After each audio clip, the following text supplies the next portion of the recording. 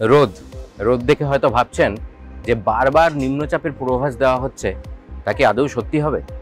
আবহাওয়া দপ্তর কিন্তু বলছে, মানে তাদের পূর্বাভাস অন্তত বলছে, পুজোর মুখে কিন্তু দুর্যোগের যে গ্রাস তার কবলে কিন্তু বাংলা পড়তে পারে।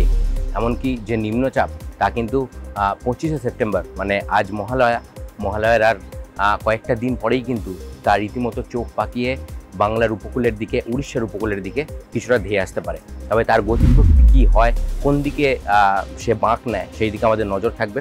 আজ আবহাওয়ার আপডেট নিয়ে আপনাদের সঙ্গে আমি রয়েছি, জয়দীপ।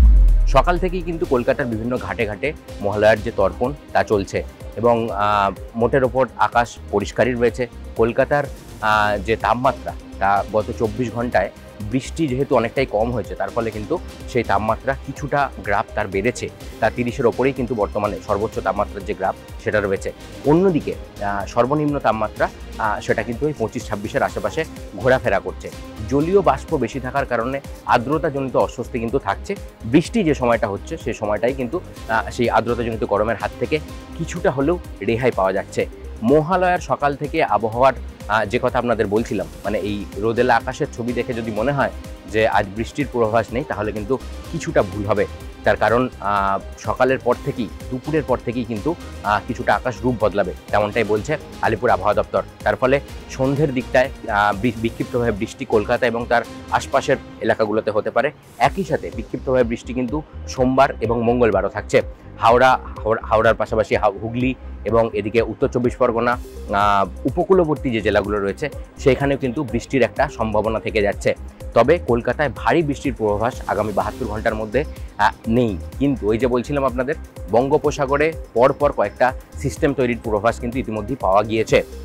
একই সাথে যেমন ঘূর্ণাবর্তের পূর্বাভাস রয়েছে, 25শে সেপ্টেম্বরের পর কিন্তু উত্তর বঙ্গোপসাগর এবং পূর্ব বঙ্গোপসাগরের যে এলাকা, সেই সন্নিহিত এলাকায় কিন্তু নিম্নচাপ তৈরি হতে পারে।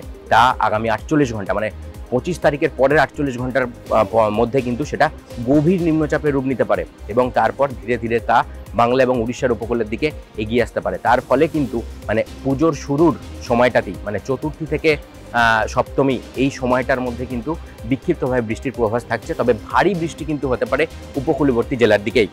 অন্যদিকে অষ্টমী থেকে কিন্তু অষ্টমী, নবমী, দশমী, এই সময়টায় কিন্তু বৃষ্টির আরও কিছুটা বাড়তে পারে, তেমনটাই মনে করছেন আবহাওয়াবিদরা। তবে পূর্ণাঙ্গ যে আপডেট, মানে আবহাওয়ার যে পূর্বাভাস, সেটা তো প্রত্যেক বৃহস্পতিবার অন্তর তারা যে সপ্তাহ ধরে তাতেই পাওয়া যাবে।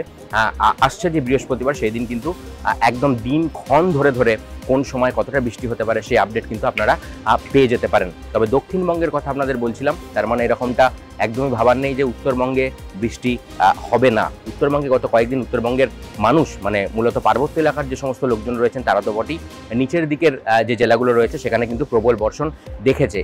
এখন বর্তমানে আগামী 48 ঘন্টা উত্তরবঙ্গে বৃষ্টির দাপট কিছুটা কমলেও কিন্তু বুধবারের পর আবারও বৃষ্টির দাপট বাড়তে পারে। পুজোতেও কিন্তু উত্তরবঙ্গের দিকে বৃষ্টির একটা সম্ভাবনা থেকেই যাচ্ছে। তবে ওই যে বললাম নিম্নচাপ, সেটাই এখন কিন্তু উৎসব মুখর বাঙালির কাছে সবথেকে বেশি চিন্তার কারণ, সবথেকে বেশি কপালে চিন্তার ভাঁজ ফেলছে এই নিম্নচাপের আপডেট। তার গতি প্রকৃতি কোন দিকে যায়, সে কোন দিকে বাঁক নেয়, কতটাই বা পুজোর ওপর ছাপ ফেলে, সবটার ওপরেই আমাদের নজর থাকবে। আপনাদের নজর থাকুক TV9 বাংলা ডিজিটালে।